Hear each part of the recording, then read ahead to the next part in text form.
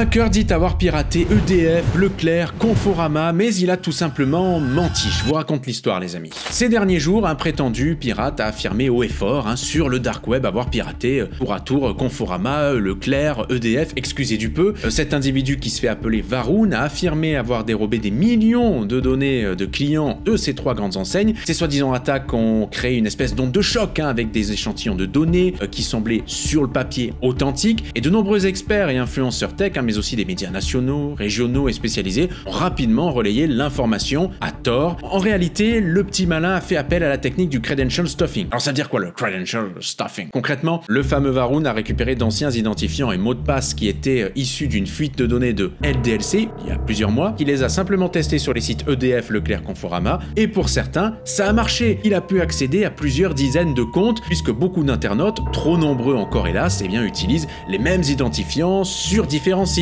Pas bien ça les copains. Pour que je vous explique, prenons le cas concret d'EDF. L'entreprise donc que nous avons très vite contactée pour avoir des infos avant d'écrire à son sujet, nous a dit avoir identifié une centaine de connexions suspectes sur son site Prime Energy. Très loin donc des millions de comptes prétendument piratés. Et par mesure de précaution, EDF a donc temporairement suspendu l'accès au site le soir même pour éviter que le pirate accède à d'autres comptes par un heureux hasard. Il y a maintenant un débat. Comment traiter, que ce soit pour les médias, nous, les influenceurs, les experts tech, ce genre de fuite? Eh bien chez Clubic, on met un point d'honneur à ce que l'on suive un protocole strict. Et lors qu'une cyberattaque est revendiquée, il faut contacter l'entreprise concernée. Et il y a trois manières de voir les choses, je vous explique. 1. On informe nos lecteurs avant d'avoir une réponse en mettant toutes les pincettes de rigueur, tout en ayant contacté et prévenu l'entreprise. C'est par exemple ce qu'on a fait pour Conforama. 2. On contacte l'entreprise et on attend son retour avant de publier. C'est dans l'idéal ce qu'il faudrait faire, mais le problème c'est que l'environnement concurrentiel des médias pousse à sauter cette étape trop souvent. 3. On balance et on relaie sans vérifier ni contacter l'entreprise. Ça j'aime pas, c'est ce que certains font, et ça oui, on peut le déplorer. Concernant les attaques de Varun, pour Leclerc, on a fait le choix de ne pas publier. Pour Conforama, il faut l'avouer, on a publié un article, mais en le mettant au conditionnel, avec des pincettes, et tout en contactant l'entreprise. J'ai en revanche personnellement trouvé, sur le coup, c'est vrai, le silence des équipes de com de Conforama un peu étonnant, ça m'a mis sur le coup la puce à l'oreille. Du coup, là, la question de la relation entre les équipes de com d'une entreprise et les équipes informatiques se pose. Et puis quid d'EDF? J'ai d'abord attendu la réponse d'EDF, qui est à saluer d'ailleurs, avant de pouvoir écrire en me basant sur ce que me dit l'entreprise, et entre-temps, j'ai pris la peine de publier un debunk de ce à quoi s'était livré le pirate.